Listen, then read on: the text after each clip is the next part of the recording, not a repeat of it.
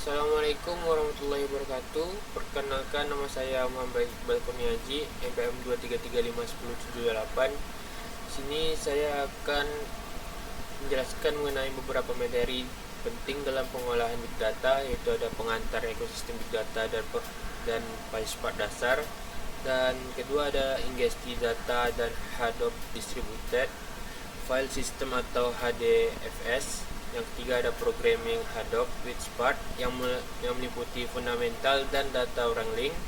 Yang keempat ada Spark SQL yang mencakup query kompleks, join, dan optimasi kinerja dasar.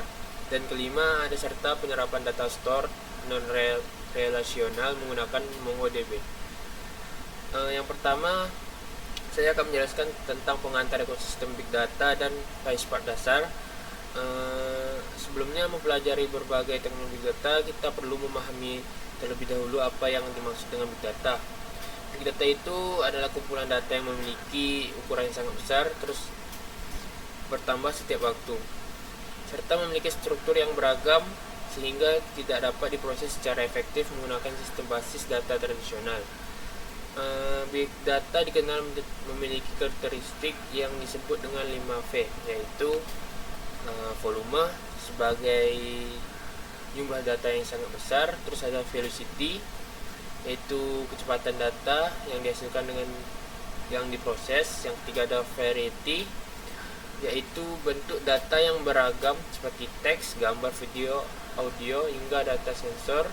Yang keempat ada veracity yaitu tingkat keakuratan dan kualitas data. Yang kelima ada value, yaitu nilai atau manfaatnya yang dapat diperoleh dari data tersebut. Untuk mengelola big data dibutuhkan suatu ekosistem yang saling terintegrasi. Salah satu ekosistem paling populer adalah Apache Hadoop. Komponen utama dari Apache Hadoop ini terdiri dari ADFS sebagai media penyimpanan data secara terdistribusi, yaitu ada YARN sebagai pengatur sumber komputasi. Terus yang terakhir ada MapReduce sebagai framework pemrosesan data.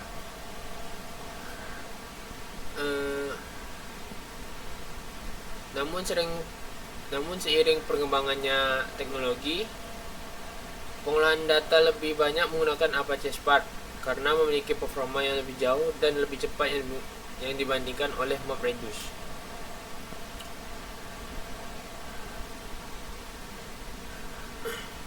Spark mampu memproses data di dalam memori atau in memory sehingga waktu komputasi menjadi lebih singkat.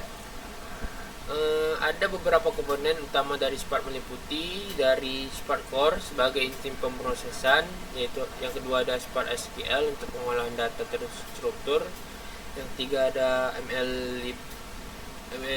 MLIB sebagai machine learningnya, terus ada GraphX untuk analisis graph, dan Spark Streaming untuk pengolahan data secara real time. Untuk materi yang kedua, ingesti data ke Hadoop. Tahapan ini adalah proses dari ingest data. Ingesti data itu adalah proses memasukkan data dari berbagai sumber menuju sistem penyimpanan big data. Yang ketiga ada programming Hadoop with Spark. Programming Hadoop with Spark ini kita memasukkan pemrograman ke Spark, terus driver bertugas untuk mengatur jalannya ke aplikasi, sedangkan eksekutor menjalankan tugas pemrosesan data pada masing-masing node. Terus ada Spark SQL. Spark SQL memungkinkan kita menggunakan sintaks SQL untuk mengolahan data dalam Spark. Dalam langkah pertama, kita wajib mendaftarkan data frame menjadi temporary view.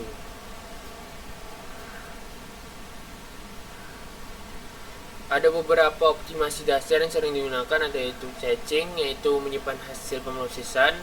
Terus ada partitioning, yaitu membagi data menjadi beberapa bagian. Terus ada broadcast join, yaitu mengirim tabel kecil ke seluruh worker.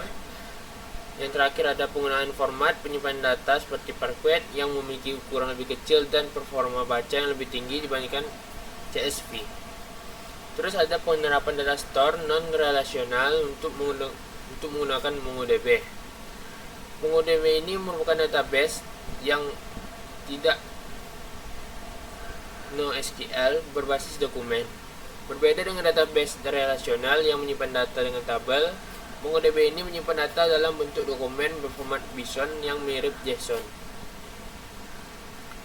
MongoDB sangat cocok digunakan untuk aplikasi yang memiliki struktur data yang fleksibel.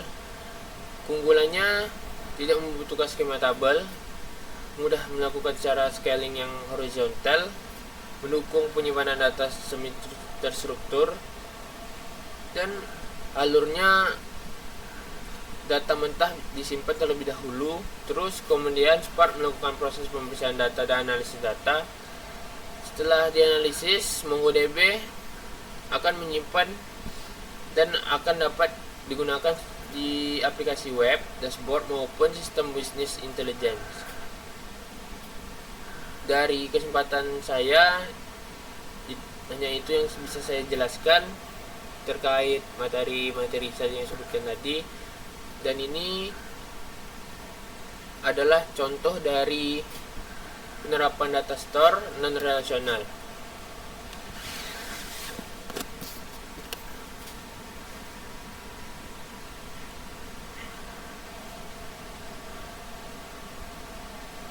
Yang pertama, kita menginstal dulu PIP install PySpark.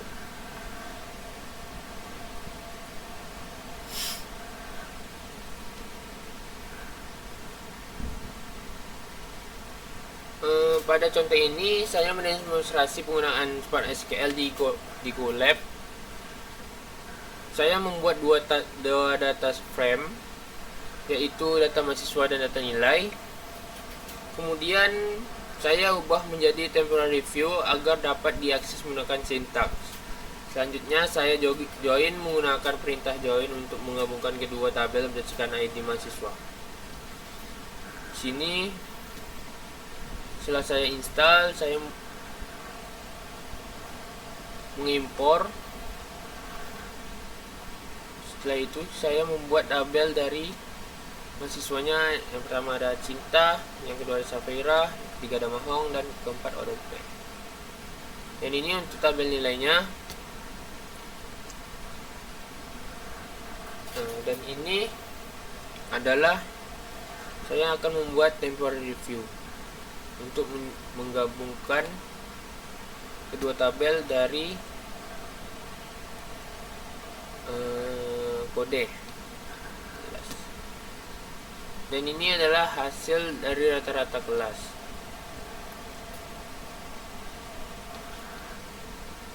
Sekian penjelasan dari saya dan demo yang saya buat. Apabila ada kekurangan atau kesalahan, saya mohon maaf. Saya akhiri, wabillahi taufiq wal hidayah. Wassalamualaikum warahmatullahi wabarakatuh.